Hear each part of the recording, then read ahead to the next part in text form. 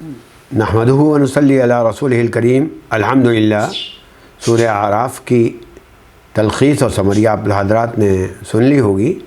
اب میں سورہ انفال کی تلخیص کر رہا ہوں، سمری۔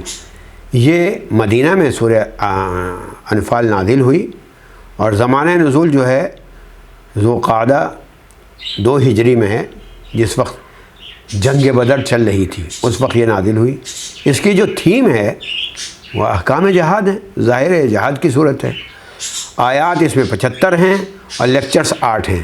یہاں متنبہ کر دوں آپ کو، سورہ انفال اور سورہ توبہ میں جو بعض آیات آئی ہیں تو بعض ہمارے کرم فرما دوستوں نے 35 آیات نکال کر اس کو شو کیا اور کہا کہ یہ تو جو ہیں آتنکوادی سکھاتا ہے یہ قرآن، اور دہشت گردی سکھاتا ہے، اس میں یہی آیات ہیں۔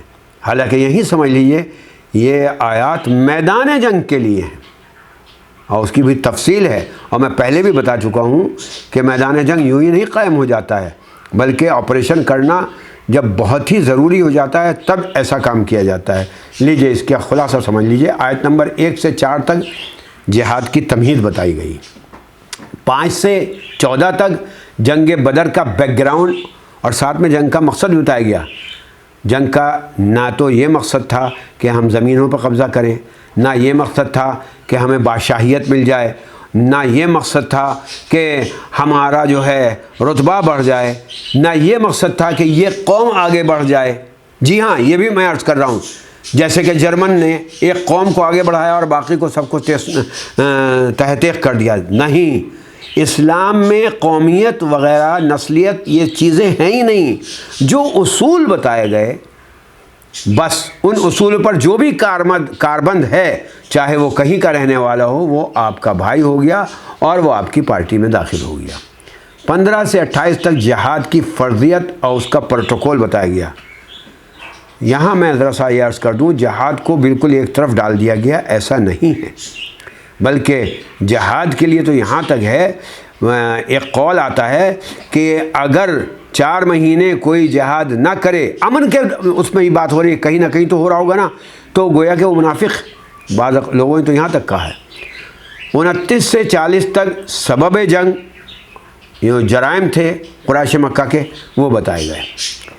آیت نمبر 41 سے 47 تک مال غنیمت اور احکام جنگ کے متعلق بتایا گیا کہ بھائی کس طریقے سے تقسیم ہوگا اور جنگ کے کیا احکام ہیں، بوڑھوں، بچوں کو، عورتوں کو، کھیتی باڑیوں کو آپ تلف نہیں کریں گے۔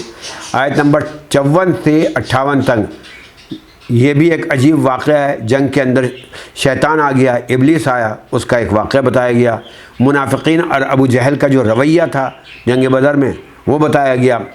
آیت نمبر 55 سے 71 تک پھر احکام بتائے گئے اور صلح اور جنگ کے متعلق بتایا گیا، کس طریقے سے صلح ہونی چاہیے اور جنگ کرنی چاہیے۔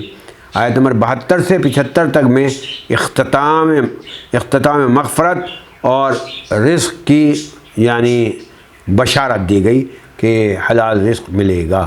یہاں الحمدللہ سورہ انفال کی تکمیل ہوئی۔